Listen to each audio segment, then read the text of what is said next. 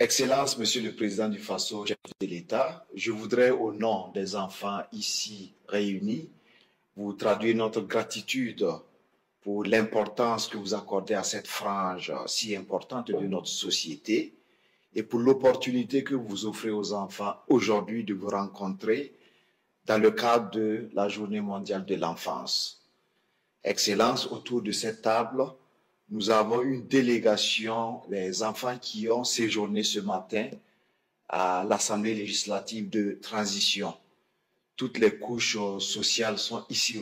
Je voudrais également, avec votre permission, organisateur de cet événement, il s'agit notamment de l'UNICEF, ici représenté, et également de la Direction générale des médias, l'une des directions centrales du ministère en charge de la communication.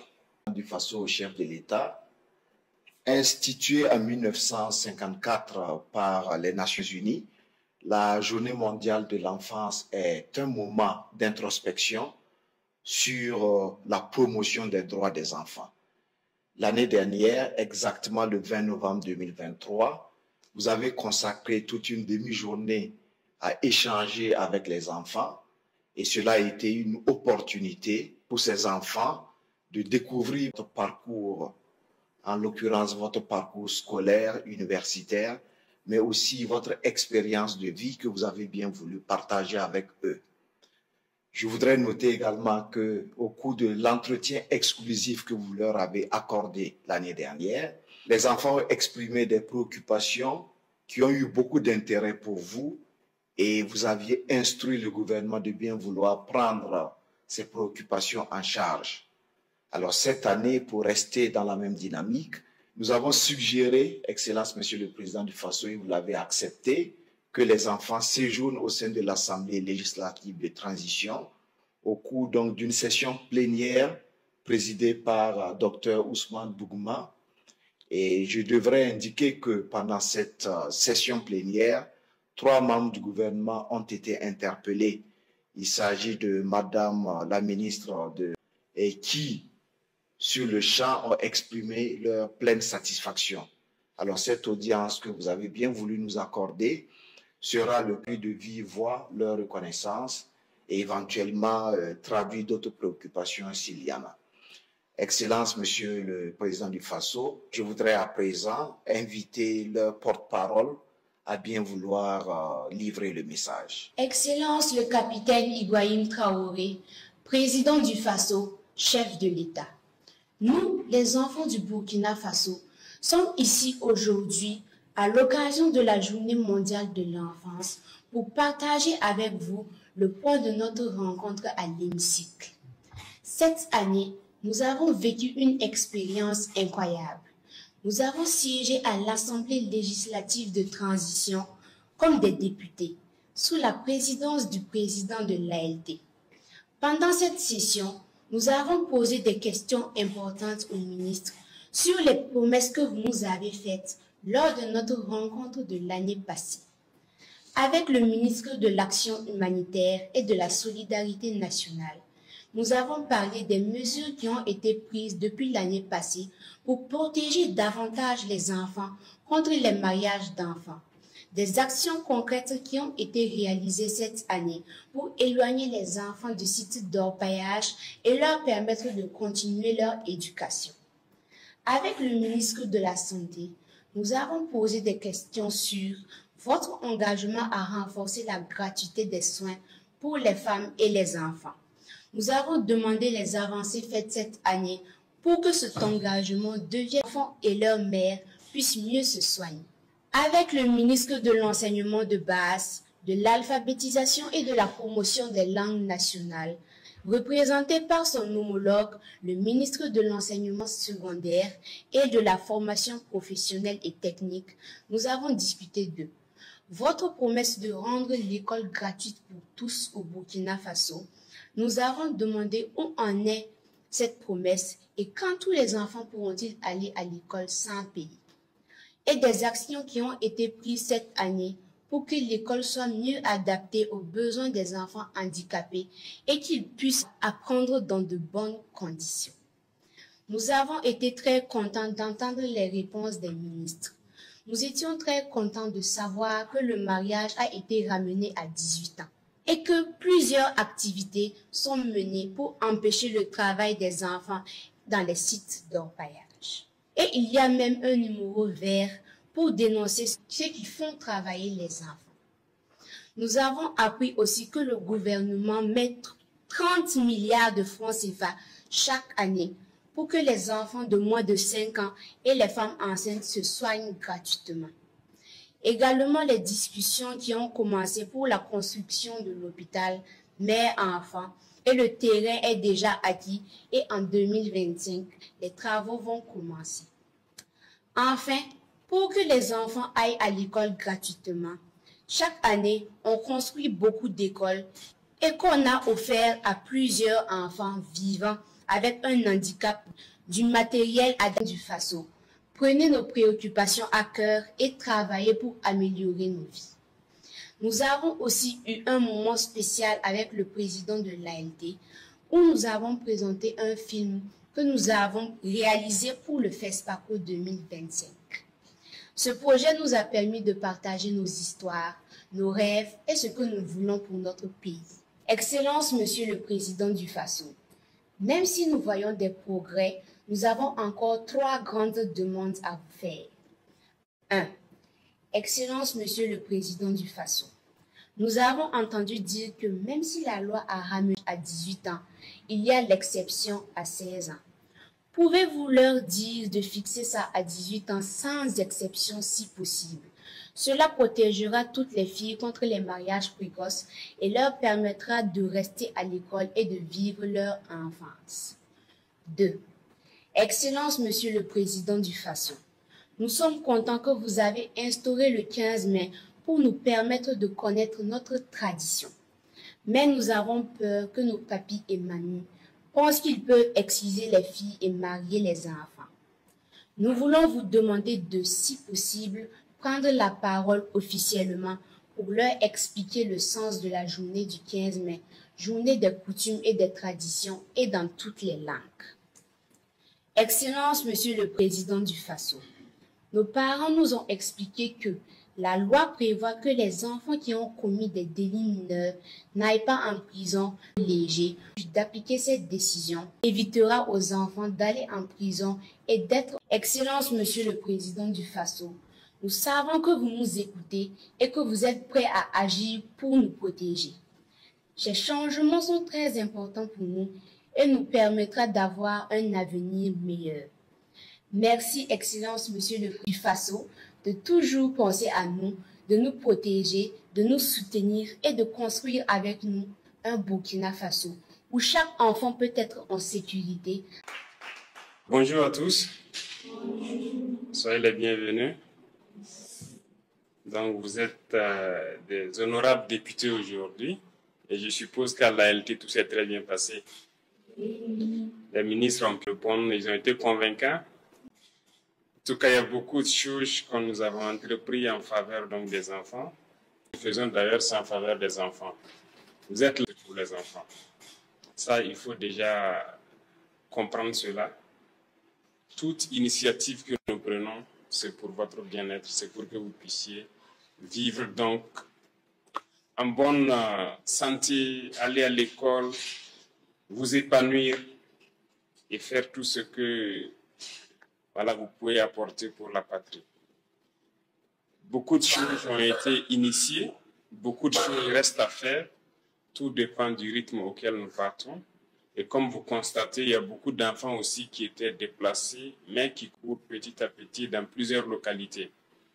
Ça, c'est dû à l'abnégation des forces de défense et de sécurité et les VDP qui sont sur le terrain, qui se réunissent pour que vous, les enfants, vous puissiez vivre en paix et aller à l'école. Rien qu'aujourd'hui, donc, j'apprenais dans une des régions, il y a au moins plus de 10 000 enfants qui ont repris les cours. Donc, les classes ont été officiellement ouvertes. Et je pense en droite ligne avec vos aspirations qui sont que tous les enfants puissent aller à l'école. Les infrastructures éducatives sont en pleine amélioration. Et je pense d'enfants parmi vous qui viennent de certaines régions qui ont dû voir pendant la saison pluvieuse beaucoup d'écoles qui se décoiffent et donc qui impactent négativement sur vos cours. Donc, nous avons élaboré un nouveau modèle d'école et nous sommes en train de trouver les moyens pour implémenter ça un peu partout au Burkina pour que les intempéries, il y a eu quelques inondations et à Bobo-Dioulasso, il y a une école où les eaux ont failli piéger des enfants. Dieu merci, les pompiers donc, ont pu rapidement intervenir. Donc tout ça nous a interpellés à réfléchir à un modèle d'école qui pourra donc permettre aux enfants d'étudier en toute sécurité et de bien étudier. Sur le volet de la santé, comme ils vous l'ont dit, c'est réel. Nous sommes en train de lancer l'hôpital. Rien que cette semaine, j'ai eu une petite rencontre avec quelqu'un national des grands projets pour parler de ça. Et j'espère bien que 2025, on pourra le lancer. L'ambition, c'est que vous partez à l'école gratuitement et qu'on puisse vous soigner gratuitement. C'est notre objectif et nous travaillons à ce que cela puisse arriver. Et c'est ce pourquoi nous nous battons. Dans les mines, nous avons opté pour une technologie actuellement qui a été faite au Burkina Faso. Et donc, si vous voyez, dernièrement, dans la région du sud-ouest et avant ça, dans la zone donc, des Orgos, on a pu mettre en place qui permettent d'extraire l'or de façon écologique, je dirais, sans utiliser d'abord les produits chimiques qui peuvent être très dangereux et pour les enfants et pour les adultes, mais que les enfants viennent sur la mine et faire certains travaux très pénibles. Donc nous sommes en train de développer toutes ces initiatives pour que les enfants ne se retrouvent pas sur les sites d'orpaillage à casser des pierres qui sont inhalées des substances chimiques dangereuses. Donc, au maximum, d'ici un temps très court, nous n'entendons plus parler d'enfants. Et concernant donc certains volets que vous venez de doléances, nous avons noté, nous allons voir, c'est le code des personnes et de la famille. Le paragraphe qui traite donc de cette situation de autorisation à 16 ans, ce n'est pas l'autorisation des parents uniquement, il y a la personne concernée. Donc on verra s'il y a lieu de réajuster pour s'adapter à ce que vous souhaitez. Il y a cette liberté de choisir, donc d'aller en union ou pas. Nous avons fixé l'âge à 18 ans. Mais nous allons réfléchir donc à ce paragraphe du Code des personnes et de la famille et voir ce qui peut être fait. Les autres doléances également, ce sont des doléances d'actualité et sectorielles. Et s'il plaît à Dieu, vous pourrez les poser sur un début d'exécution de ce que vous souhaitez. Et les traditions, les coutumes, ce n'est pas uniquement ce que vous avez dit. On a remarqué que beaucoup de gens peuvent confondre les choses. Mais comprenez que on continue d'éduquer, de sensibiliser et d'expliquer aux gens pourquoi ces jours. Parce que nous avons fait ce jour-là un tour au musée pour voir certaines valeurs culturelles qui sont propres à nous. C'était un message aussi porté à l'ensemble des acteurs pour qu'ils comprennent que ce que nous recherchons, certaines valeurs très importantes dans nos cultures que nous avons laissées tomber, mais qui pourraient être utiles pour nous. C'est ce qui doit être exprimé. Je prends un exemple. Vous voyez, il y a dans certains villages des gens qui avaient de la connaissance, des forgerons, qui arrivaient à prendre la terre et à extraire le fer. Mais aujourd'hui, est-ce qu'il y a des enfants qu'on initie à ça? Est-ce qu'il y a des jeunes qui savent le faire? Je ne pense pas. Mais pourtant, on achète le fer à l'extérieur. Vous comprenez? Mais pourtant, dans nos cultures, il y avait ça. Mais nous avons perdu. Dans nos cultures, quand j'ai été au musée, j'ai vu qu'il y avait des types de constructions que nous avions qui devraient nous permettre aujourd'hui, dans le contexte de guerre, de faire face facilement à l'ennemi. Mais nous avons perdu beaucoup de choses. Bref, il y a tellement de choses culture, c'est ce que nous voulons que nous partons puiser. Mais tout est une question de communication. Nous allons continuer à communiquer et à sensibiliser, provenir de la mauvaise compréhension du 15 mai et que ça ne parte pas dans le sens de l'excision ou tout autre fait qui puisse être nuisible à qui que ce soit. OK? Donc, nous pouvons vous assurer que nous travaillons en toute âme et conscience, très bons citoyens de demain. Ce pays vous appartient, c'est à vous de le prendre de valeur et de transmettre ces valeurs à vos enfants. Demain, vous aurez des enfants, vous serez à notre place et vous allez aussi donner tout pour que vos enfants soient dans de meilleurs qu'aujourd'hui. Vous êtes meilleurs que nous. On veut que vos enfants puissent être meilleurs. Vous inculquez un certain nombre de valeurs et aujourd'hui, à l'école, on a introduit un certain nombre de matières. L'éducation civique, que j'ai instruit le ministère de mettre, c'est pour vous former au patriotisme. Voilà, pour que vous repreniez en main votre patrie. Et ça demande un certain nombre de valeurs que vous devez comprendre et mettre en œuvre tous les jours. Il y a l'agriculture, si on peut le dire, qui sera initiée, les petits jardins que vous allez reprendre à l'école pour commencer à faire de manière pratique certaines choses que vous imaginez. Voilà un peu un certain nombre d'innovations que nous sommes en train d'introduire à l'école, mais nous restons toujours à l'écoute. Peut-être que vous pourrez vous-même réfléchir à quelque chose et faire des apports. Donc, vous n'êtes pas que des enfants, ne vous dites pas que vous ne pouvez pas apporter quelque chose. Vous pouvez réfléchir, faire des propositions aussi à vos enseignants, à vos encadreurs. Ils vont nous faire remonter et ça va nous permettre d'améliorer beaucoup de choses. On se comprend? Donc, rassurez-vous, nous faisons tout pour que vous soyez de très bons citoyens et que vous puissiez vivre dignement des ressources de votre pays et que vous ayez un avenir prometteur. C'est tout notre combat comme ça et nous allons continuer à lutter pour ça. Merci beaucoup d'être passé pour me dire bonjour. Moi, je suis très content de vous recevoir.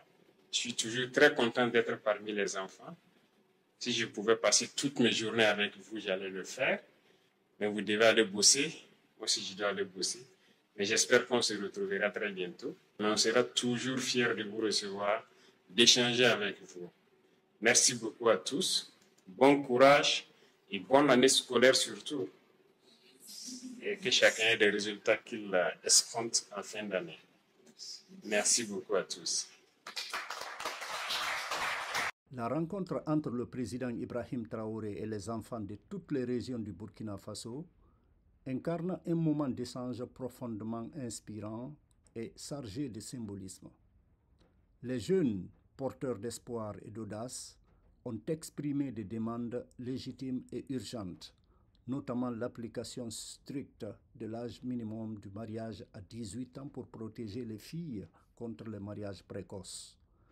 Le leadership participatif du capitaine Ibrahim Traoré se distingue particulièrement dans cette interaction. En écoutant avec attention les aspirations et les rêves des enfants, il symbolise une gouvernance inclusive qui reconnaît que la jeunesse est non seulement le futur, mais aussi un acteur essentiel du présent. Ce dialogue souligne l'importance de donner une voix à ceux qui sont les bâtisseurs de demain. C'est une célébration de l'enfance qui dépasse les frontières. Un appel à l'action pour garantir un avenir meilleur où les droits des enfants, l'éducation et l'égalité des genres sont au cœur des priorités. Cette rencontre est non seulement un témoignage d'espoir, mais aussi une preuve que le changement peut être inspiré par les idées et les rêves des plus jeunes. Merci d'avoir regardé la vidéo. Vive le capitaine Ibrahim Traoré, vive le Burkina Faso et vive la prospérité de l'Union africaine.